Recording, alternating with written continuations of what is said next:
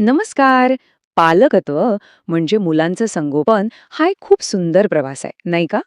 पण तितकाच तो आव्हानात्मकही आहे.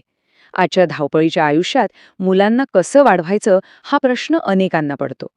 तर आज आपण एका खास 21 वर्षांच्या प्रोजेक्टबद्दल बोलणार आहोत. एक असा आराखडा जो आपल्याला एक उत्तम पालक बनायला नक्कीच मदत करेल. चला, तर मग थेट मूळ मुद्द्यालाच हात घालूया. एक प्रश्न जो आजकाल जवळजवळ प्रत्येक पालकाला सतावतोय, तो म्हणजे आजची मुले इतकी चिडचिडी, इतकी हट्टी का झाली आहेत?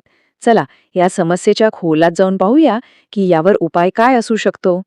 याचं उत्तर खरं तर एका साध्या विचारात दडलेलं आहे. मूल म्हणजे फोटोकॉपी आणि पालक म्हणजे मास्टर प्रिंट. किती खरं आहे ना? याचा सरळ अर्थ असा की जर आपल्याला मुलांच्या वागण्यात बदल हवा असेल, तर सुरुवात स्वतःपासून करावी लागेल. आधी आपल्या मास्टर प्रिंटवर काम करावं लागेल. ठीक आहे, तर आज आपण काय काय बघणार आहोत? आधी आपण समजून घेऊ की आजच्या पालकत्वासमोर संकट काय आहेत. मग आपलं ध्येय काय असायला हवं, म्हणजे RHS गोल. आणि त्यानंतर विकासाचे 3 महत्वाचे टप्पे: हृदयाचा, डोक्याचा आणि हाताचा विकास. आणि हो, शेवटी काही सोप्या पण प्रभावी दैनंदिन सवयी. चला तर मग सुरू करूया.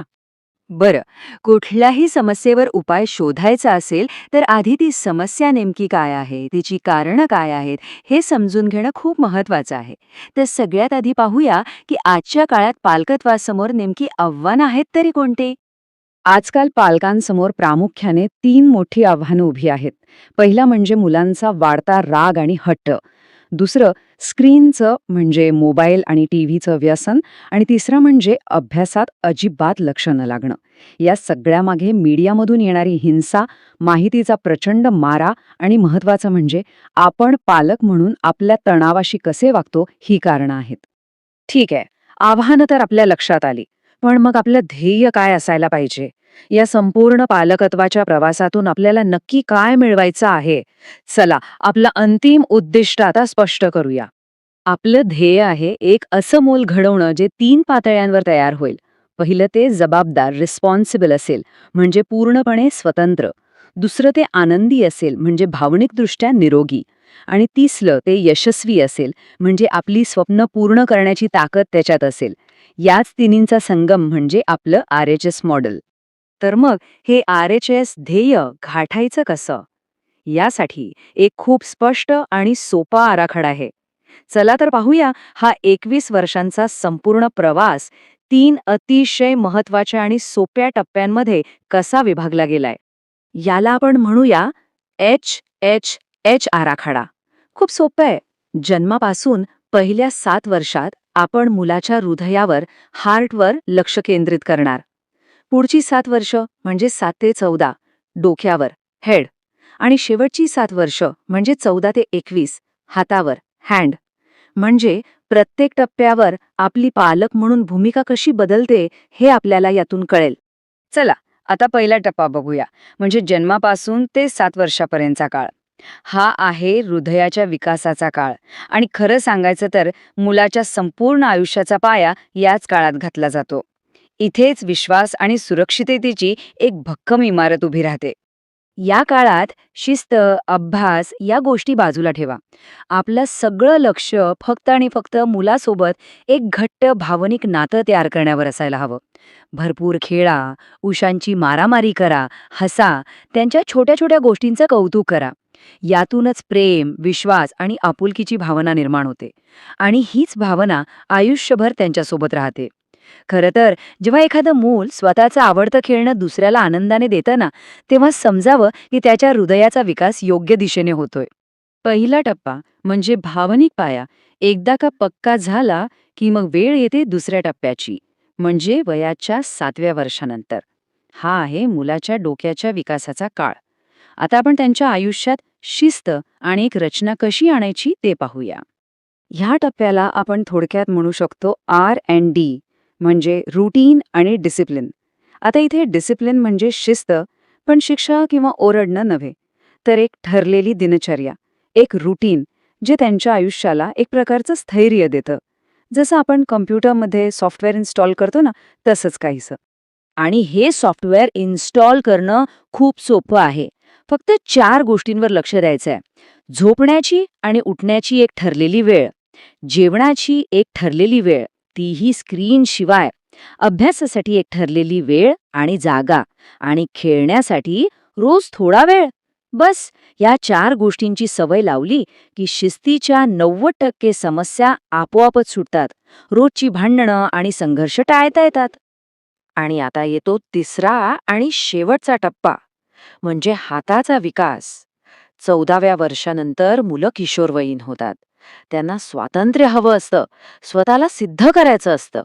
त्यांना खऱ्या जगासाठी तयार करण्याची हीच ती योग्य वेळ आहे. बघा, नुसती प्रतिभा असून उपयोग नाही. या वयात मुलांमध्ये प्रचंड ऊर्जा असते. जर या ऊर्जेला आपण योग्य वाट दिली नाही तर ती भलत्याच दिशेने जाऊ शकते.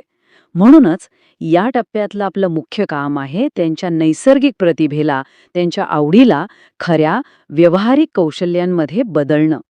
तर आत्तापर्यंत आपण संपूर्ण आराखडा पाहिला. आता वेळ आहे आपल्या पालकत्वाच्या टूलकिटमध्ये काही खास आणि प्रभावी साधनं जमा करण्याची. अशा काही सवयी जे मुलांचं वय कोणतंही असो नक्कीच उपयोगी पडतील. पालकत्वाचे साधारणपणे 2 मार्ग असतात. एक भीतीचा आणि जबरदस्तीचा, आणि दुसरा प्रेमाचा आणि जवळिकीचा.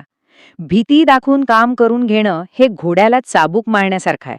तो धावेल, पण फक्त काही काळापुरता. या उलट प्रेम आणि विश्वास निर्माण करणं हे आंब्याचं बी लावण्यासारखं आहे. वेळ लागेल, पण आयुष्यभर गोड फळं मिळत राहतील. आता निवड आपल्याला करायची आहे. आता एका अशा विषयावर बोलूया जो अनेक पालकांसाठी डोकेदुखी असतो. तो म्हणजे हट्टी मुलं. पण एक मिनिट थांबा. खरंच हट्टीपणा ही एक समस्या आहे का, की आपण त्याकडे वेगळ्या नजरेने पाहू शकतो? इथे एक चांगली बातमी आहे. हट्टीपणा हा खरं तर दोष नाहीये, उलट तो एका महाशक्तीचं रूप आहे. हाच हट्टीपणा योग्य वळण मिळाल्यावर दृढ निश्चय बनतो, आणि यशस्वी लोकांमध्ये हा गुण असतोच.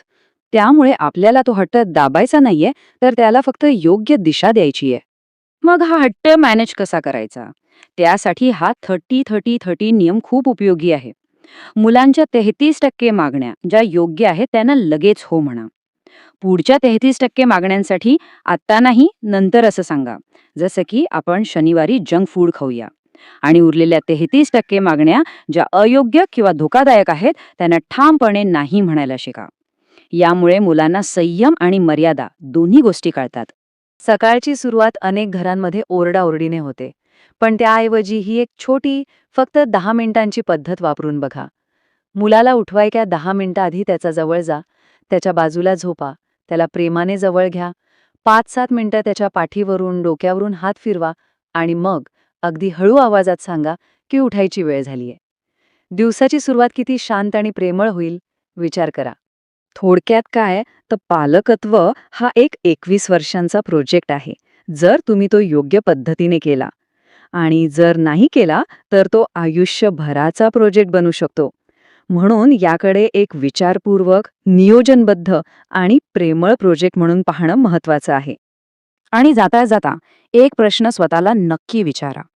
आपण आपल्या कामाला, बाहेरच्या जगाला आपला सर्वोत्तम देतो, पण आपल्या कुटुंबाला आपण आपला सर्वोत्तम भाग देतोय की फक्त दिवसभराच्या थकव्यानंतर उरलेला भाग?